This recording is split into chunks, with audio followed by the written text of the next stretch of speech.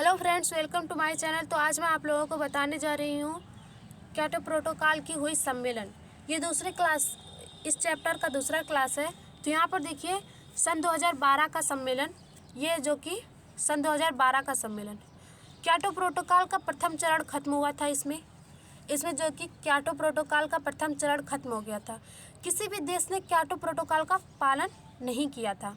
और यहाँ पर देखिए NF3 इस नई गैस को हम क्योटो प्रोटोकॉल में जोड़े थे। सबसे पहले तो कौन कौन से गैस थे ये देखते हैं। यहाँ पर देखिए CO2 था, CH4 था, N2O था, PFC था, HCF था और SF6 था। ये 6 गैसें तो थी और इसमें फिर NF3 जोड़ा गया जो कि सन 2012 में ग्रीन हाउस गैसेज में इस गैसों को क्योटो प्रोटोकॉल में जोड़ा गया था। और फिर उसके बाद क्या हो गई, 7 गैसें हो गए। यहाँ पर देखिए अगला आगे, यहाँ पर सन 2013 में वर्षा सम्मेलन, ये पोलैंड में हुआ था। और इसमें उन्हीं जो बीत गई है चीज़ों, GCF पर चर्चा हुआ था, GTT पर चर्चा हुआ था, REDD+ पर चर्चा हुआ था। इसके बाद देखिए यहाँ पर क्या हुआ कि सन 2012 के बाद कोई भी बड़ा बदलाव नहीं आया, क्योंकि इसमें गरीब देश के मुखिया भारत और चाइना को खरीद लिया गया था। यहाँ पर क्या हुआ था कि सन 2012 के बाद कोई भी बदलाव नहीं हुआ था, क्योंकि उस वक्त गरीब देश का मुखिया भारत और चाइना था और इसे पैसे और तकनीक देकर खरीद लिया गया, जिसके वजह से भारत और चाइना ने इस बात पर कोई विवाद नहीं किया और बाकी के गरीब देश कुछ नहीं कर पाए। यहाँ पर अगला देखिए, यहाँ पर अगला है सन 2015 में आया था पेरिस समझौता।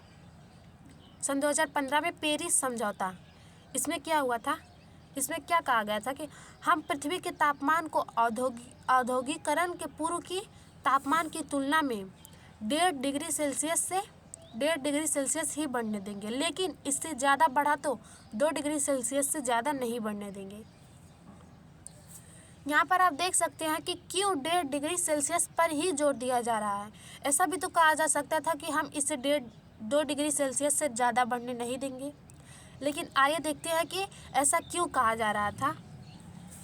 यहाँ पर देखिए ऐसा क्यों कहा जा रहा था, 1.5 डिग्री सेल्सियस पर ये दबाव क्यों डाला गया, क्योंकि सारे छोटे देश मतलब लक्षद्वीप जैसे छोटे देश जो एक द्वीप पर बसे हैं, अगर उनका 1.5 डिग्री सेल्सियस से ज़्यादा तापमान बढ़ाना पृथ्वी का, तो उनका डूबना तय है।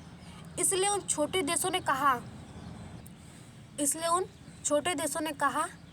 कि 1.5 डिग्री सेल्सियस तक ही दबाव डालिए, 1.5 डिग्री सेल्सियस तक ही, इससे ज़्यादा बढ़ने ना दीजिए, लेकिन अगर बढ़े तो 2 डिग्री सेल्सियस से ऊपर ना जाए। इन्होंने लेकिन 1.5 डिग्री सेल्सियस पर ही दबाव डाला और इसीलिए 1.5 डिग्री सेल्सियस पर इतना दबाव डाला गया। यहाँ पर देखिए अगला क्या है, सभी की जिम्मेदारी होगी, विकासशील विकसित देश दोनों की जिम्मेदारी, इनकी जिम्मेदारियाँ क्या होगी, ग्लोबल वार्मिंग में दोनों की जिम्मेदारी होगी, विकासशील और विकसित, और इनकी जिम्मेदारियाँ अलग अलग होंगी। और अगला है सन 2050 तक CO2 को 50% तक कम कर देंगे। इसमें क्या कहा गया था पेरिस समझौता में कहा गया था कि सन 2050 तक CO2 को हम 50% तक कम कर देंगे और सन 2100 में CO2 को हम 100% मतलब कम कर देंगे। इसमें ये कहा गया था पेरिस समझौता में। यहाँ पर आगे देखिए, यहाँ पर देखिए टॉप टू डाउन ये भी था। इसमें क्या कहा गया था, UNFCCC यह बताएगी कि किस क्षेत्र में कितना CO2 को कम करना है। टॉप टू डाउन में यही था कि UNFCCC यह बताएगी कि किस क्षेत्र में कितना कम करें। लेकिन पेरिस समझौता डाउन टू अप का बेहतरीन उदाहरण। यहाँ पर देखिए पेरिस समझौता डाउन टू अप, इसमें क्या कहा गया था, सभी देश CO2 को कम करेंगे और अपने ही देश में एक रिपोर्ट प्रकाशित करेंगे कि उस देश की जनता और सरकार ने CO2 को कितना कम किया है।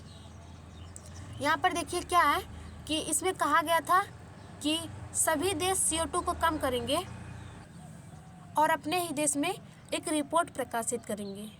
मतलब वहाँ पर अब UNFCCC ये जांच करने नहीं आएगी कि वहाँ पर कितना CO2 को कम किया गया है। वहाँ पर वो खुद ही अपने देश में CO2 को कम करेंगे और एक रिपोर्ट प्रकाशित करेंगे और देखेंगे कि देश और उनके देश में जनता और सरकार ने मिलकर कितना CO2 को कम किया है। यहाँ पर देखिए INDC क्या है? Internationally determined contribution. ये क्या था? प्रत्येक देश 10 वर्ष में एक रिपोर्ट तैयार करेगा कि वह CO2 मतलब ग्रीन हाउस गैसेस को कितना कम किया है और यह रिपोर्ट UNFCCC को दिया जाएगा। यहाँ पर क्या कहा जा रहा है कि मतलब कि अब UNFCCC खुद नहीं देखने जाएगा कि किस देश में कितना CO2 को कम किया है। यहाँ पर अब वो देश खुद ही 10 वर्षों में एक रिपोर्ट तैयार करेगा CO2 को कम करने का और उस रिपोर्ट को UNFCCC को देगा। तो आगे देखते हैं।